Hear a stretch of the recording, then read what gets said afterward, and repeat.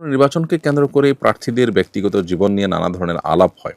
রাজনৈতিক ব্যক্তিদের সমালোচনা করলে কি গীবতের গুনাহ হবে? উত্তর হলো, নির্বাচনকে কেন্দ্র করে প্রার্থীদের ব্যক্তিগত জীবন নিয়ে যে সমস্ত আলাপ আলোচনা হয়, সেগুলোতে যদি তাদের ব্যক্তিগত ইস্যুগুলোকে তুলে এনে সমালোচনা করা হয়, সেগুলো গীবতের অন্তর্ভুক্ত হবে। নির্বাচনে কেউ দাঁড়ালে তার গীবত হালাল হয়ে যায় না।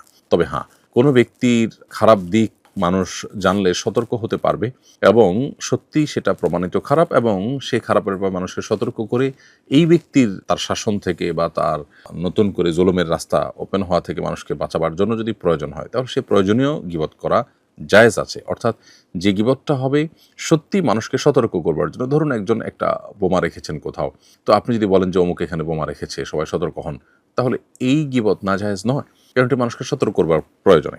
এখন এটা একজন মানুষ যখন করবেন তখন তার আল্লাহর ভয় থাকতে হবে। তিনি আসলে হারামকে হালাল করবার জন্য জাস্ট একটা ফাঁদ তৈরি করলেন, একটা নিজে থেকে একটা ফতোয়া বের করে নিলেন, এটা যেন না হয়। বরং সত্যি তিনি যার সমালোচনা করছেন তার দ্বারা মানুষ ক্ষতিগ্রস্ত হতে পারে, সেজন্য মানুষকে ক্ষতির হাত থেকে রক্ষা করার জন্য করছেন, এটি হলে সেটি জায়েজ হতে পারে, অন্যথায় সেটা কিন্তু জায়েজ হবে না। অনেক সময় একান্ত ব্যক্তিগত ভুল ত্রুটি সেগুলোকেও বড় করে বা বিভিন্নভাবে তুলে ধরে প্রচার করা হয়। উদ্দেশ্য থাকে তাকে হেয় করা এবং প্রতিপক্ষ হিসেবে তাকে ঘায়েল করা, এগুলো সম্পূর্ণ নাজায়েজ। রাতে কি কবর জিয়ারত করা যাবে? উত্তর হলো হ্যাঁ, রাতে কবর জিয়ারত করা যাবে। কবর জিয়ারত আসলে দিন এবং রাত যে কোনো সময় করা যায়। বিশেষ করে সূরা নাসাইতে একটি হাদিস বর্ণিত আছে আম্মা জান আয়েশা রাদিয়াল্লাহু আনহা থেকে, যে নবী করিম সাল্লাল্লাহু আলাইহি ওয়াসাল্লাম তাঁর বাসায় যদি থাকতেন, ভোর রাতে উঠে তিনি বাকি কবরস্থান, যেটি মসজিদে নববীর পাশে অবস্থান করছে, যেটাকে আমরা জান্নাতুল বাকি বলি, সেই কবরস্থানে তিনি যেতেন এবং যে সালাম পেশ করতেন, মুর্দাদের জন্য দোয়া নিবেদন করতেন। তাহলে কবর জিয়ারত করার এই আমলটি নবী সাল্লাল্লাহু আলাইহি ওয়াসাল্লাম রাতের বেলায় করতেন, এটি প্রমাণিত। অতএব রাতে দিনে যে কোনো সময় কবর জিয়ারত করা যেতে পারে। নির্বাচনী প্রচারণার কাজ করে টাকা গ্রহণ করার বিধান জানতে চাই। নির্বাচনী প্রচার করার কাজে আপনি অংশগ্রহণ করে যদি টাকা গ্রহণ করেন, পারিশ্রমিক নেন, সেটা জায়েজ।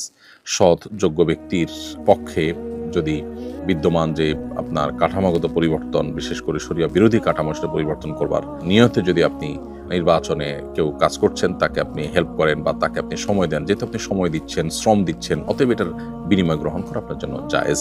আর যদি এমন কোনো প্রার্থী এর সপক্ষে আপনি কাজ করেন যে প্রার্থী নিজে ভালো মানুষ নন, মুত্তাকি পরহেজগার নন, এবং তিনি বিজয়ী হলে দিন, ইসলাম, মুসলিম উম্মাহর স্বার্থ তার দ্বারা সংরক্ষিত হবে না, দেশের স্বার্থ তার দ্বারা সংরক্ষিত হবে না, তাহলে তার সপক্ষে প্রচার প্রচারণা চালানো এমনিতেই নাজায়েজ। বিনা পয়সায় করলেও সেটা নাজায়েজ হবে, আর টাকা নিয়ে করা তো আরো বেশি নাজায়েজ হবে। অতএব যদি ভালো প্রার্থী হয়, তাহলে তার পক্ষে প্রচারণা করার জন্য সময়, শ্রম, মেধা ব্যয় করতে হলে আপনাকে সেটার জন্য বিনিময় গ্রহণ করতে কোনো অসুবিধা নেই। আমি একটি ফলের দোকান দেই, বেচা কেনা বেড়ে যাওয়ায় আরেকটা দোকান আমার প্রয়োজন। পাশের দোকানটা খালি হবে, কিন্তু মালিক আরেকজনকে দিতে চাচ্ছে। এখন কি আমি অগ্রাধিকার দাবি করতে পারবো? আপনি যে বিষয়টি জানতে চেয়েছেন, এটাকে বলা হয় হক্কে শুফআহ, অর্থাৎ প্রতিবেশী হিসাবে যে অধিকার, সেটি। এটি আসলে কোনো অ্যাসেট কেনা বেচার ক্ষেত্রে প্রযোজ্য। ধরুন আপনি একটা দোকান আপনার আছে, তার পাশের দোকানটা বিক্রি হবে, তাহলে এটার যে বাজার মূল্য বা ন্যায্য মূল্য, যেটা অন্য আরেকজন দিতে রাজি আছেন, সে মূল্যে আপনি নেওয়ার অধিকার বেশি থাকবে আপনার। অন্য একজনের কাছে বিক্রি না করে আপনার কাছে তিনি বিক্রি করতে হবে। এটাকে বলা হয় হক্কে শুফআহ, বা প্রতিবেশী হওয়ার, কাছাকাছি থাকার যে হক, সেটি।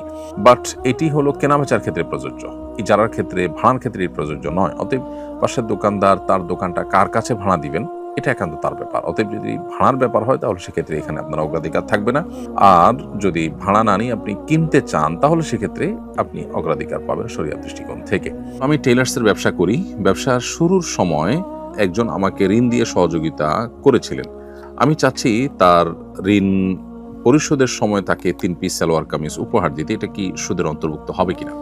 উত্তর হলো না, এটা সুদের অন্তর্ভুক্ত হবে না, বরং এটা ঋণ পরিশোধের ক্ষেত্রে যে আপনার সুযোগটা রয়েছে শরিয়ার দৃষ্টিকোণ থেকে, সেটা হলো যে কেউ যদি ঋণ দেয় এবং তিনি ঋণের বিপরীতে কোনো সুবিধা নেওয়ার কোনো উদ্দেশ্য, ইন্টেনশন, চুক্তি কোনো কিছুই তার না থাকে, তো সেক্ষেত্রে আপনি ঋণ গ্রহীতা হিসাবে টাকাটি ফেরত দেওয়ার সময় যদি কিছু বাড়িয়ে দেন তার প্রতি যে কৃতজ্ঞতা বোধ সেই জায়গা থেকে, তাহলে সেটা নাজায়েজ নয়, এটা সুদের অন্তর্ভুক্ত হবে না। সুদের অন্তর্ভুক্ত হবে তখন যখন দেওয়াই হয় অতিরিক্ত লাভের আশায়, এবং সেটা চুক্তি হতে পারে, অতিরিক্ত লাভের ব্যাপারটা আপনার ক্লিয়ার করে হতে পারে, এরকম যদি হয় তাহলে সেটা আপনার সুদের আওতায় পড়বে, অন্যথায় এটি সুদের আওতায় পড়বে না। এটা আপনি তাকে কৃতজ্ঞতার উপহার হিসাবে বা কৃতজ্ঞতার উদাহরণ হিসাবে, নমুনা হিসাবে, নিদর্শন হিসাবে আপনি দিতে পারেন।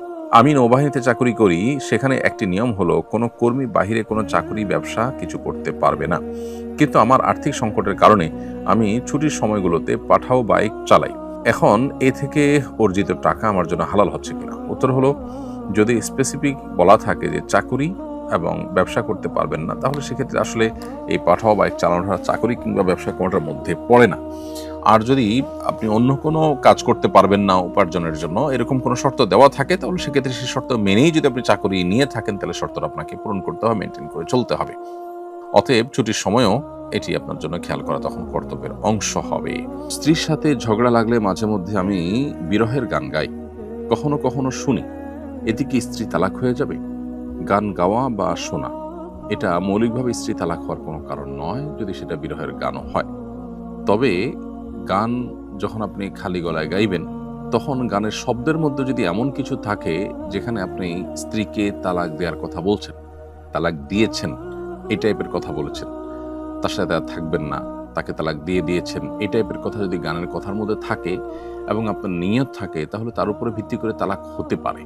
তালাকে কেনাই হলে নিয়ত থাকলে তালাক হতে পারে। তালাকে কেনাই যদি না হয়, অর্থাৎ ইঙ্গিত সূচক তালাক না হয়, যদি স্পষ্ট তালাক দিয়েছে এই টাইপের কথা থাকে গানের কথার মধ্যে, আর সেটা আপনি মানে জ্ঞাতসারে বলেছেন, এরকমটি হয়, তাহলে সেক্ষেত্রে তালাক হতে পারে। তবে গানের কথা কি ছিল না ছিল এই জিনিসটা সাধারণত নিজে নিজে ডিসকাস করার বিষয় না, বরং এটা কোনো মুফতি বিদগ্ধ কোনো আলেমের সাথে আলোচনা করে তারপর সমাধান নিতে হবে। তবে সাধারণ যে বিরহের গানগুলো থাকে সেগুলোতে তালাকের কথা থাকে না। অতএব সেগুলো গাওয়ার কারণে তালাক পতিত হওয়ার কোনো কারণ নেই, এবং সেগুলো শোনার কারণেও তালাক পতিত হওয়ার কোনো কারণ নেই। আর বলে রাখা ভালো প্রসঙ্গত, যে গানগুলো আপনি শুনছেন সে সমস্ত গানে সাধারণত মিউজিক্যাল ইনস্ট্রুমেন্টের ব্যবহার হয়ে থাকার কথা। অতএব মিউজিক সহ যদি গান শুনে থাকেন, তার কারণে হারাম হবে, গুনাহ হবে, সেটি ভিন্ন আরেকটি বিষয় যদিও, কিন্তু গুরুত্বপূর্ণ।